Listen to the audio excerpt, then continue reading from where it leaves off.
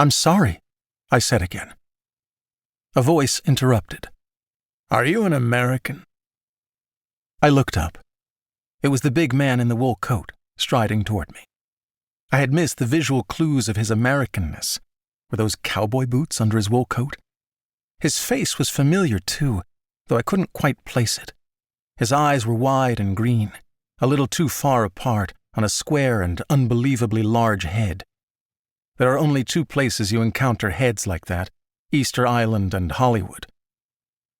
"Yes," I said. "I'm an American."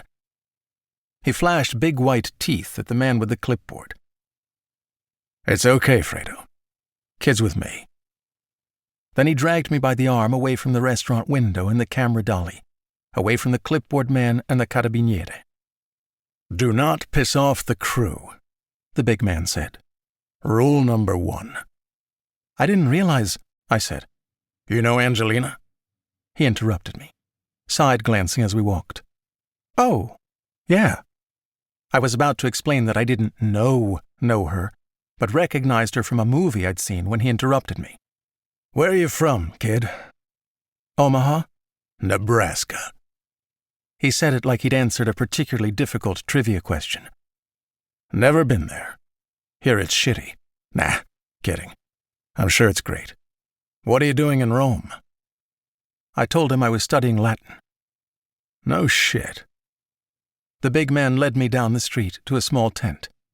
On a table inside was a pot of coffee, a few bottles of water, and a couple of half-eaten pizzas. "How about that? My 3rd day in Rome, and I bump into the very person I need. That, Nebraska, is what they call serendipity." I was trying to figure out why he would need a Latin speaker when my mind caught up to my eyes, and I recognized him. Or rather, I recognized a character he'd played on a TV show my mother and I used to watch back in the States, Tower and Bridges.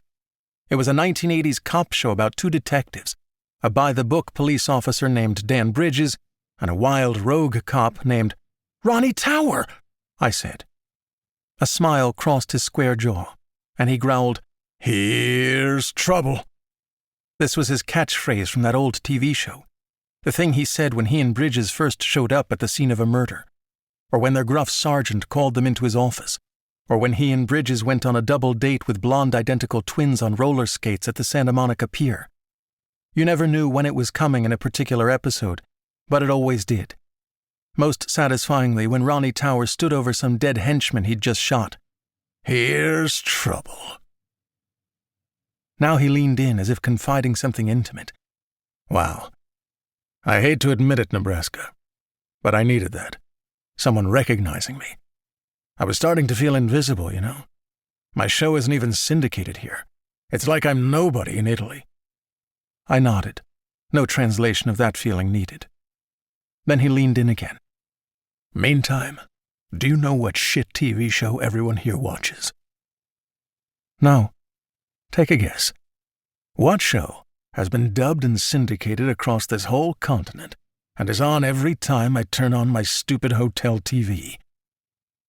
Before I could answer, he said, mockingly, "Super Machina." I shrugged. "Knight Rider," he said. "You believe that? David freaking Hasselhoff in a talking car?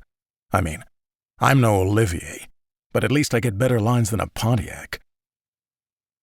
Then Ronnie Tower pulled me away from the small food and coffee tent before I could grab so much as a slice of cheese. "Listen, Nebraska, I got an idea. My agent negotiated a translator for me on set, but 2 things. A, I like you better, and 2, she's not even that hot, and C, I don't trust her. Know what I'm saying?" I did not. "Also, she works for the producers, so B, I get the feeling she's watching me, waiting for me to do something that violates my contract. And 3, what if I need something the producers don't want me to have? Something off the books. Know what I mean?" I said nothing. "Like, I don't know, cocaine?" "Oh, I stammered. I wouldn't have any idea." "I don't mean actual cocaine, Nebraska. I just mean something the producers wouldn't approve of, like cocaine."